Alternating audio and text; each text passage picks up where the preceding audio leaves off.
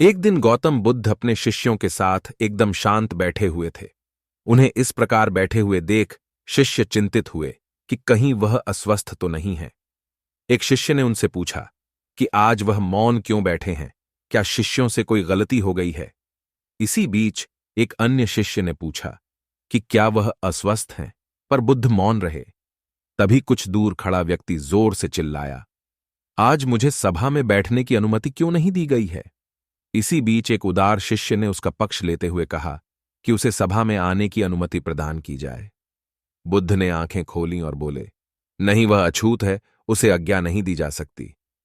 यह सुनकर शिष्यों को बड़ा आश्चर्य हुआ। बुद्ध उनके मन का भाव समझ गए और बोले, हाँ, वह अछूत है। इस पर कई शिष्य बोले, हमारे आश्रम में जात पात का कोई भेद ही नहीं, फिर वह अछूत कैसे हो गया? तब बुद्ध ने समझाया, आज वह क्रोधित होकर आया है। क्रोध से जीवन की एकाग्रता भंग होती है। क्रोधी व्यक्ति प्राय मानसिक हिंसा कर बैठता है, इसलिए जब तक वह क्रोध में रहता है तब तक अछूत होता है, इसलिए उसे कुछ समय एकांत में खड़े रहना चाहिए। क्रोधित शिष्य भी बुद्ध की बातें सुन रहा था। पश्चाताप की अग्नि में तपकर वह समझ चुका था कि अहिंसा ही मनुष्य का महान कर्तव्य व परम धर्म है।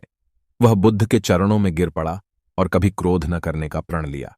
इससे यह शिक्षा मिला कि आशय यह है कि क्रोध के कारण व्यक्ति अनर्थ कर बैठता है और पश्चाताप उसे बाद में होता है, जिसका कोई लाभ नहीं मिलता। इसलिए हमें क्रोध नहीं करना चाहिए।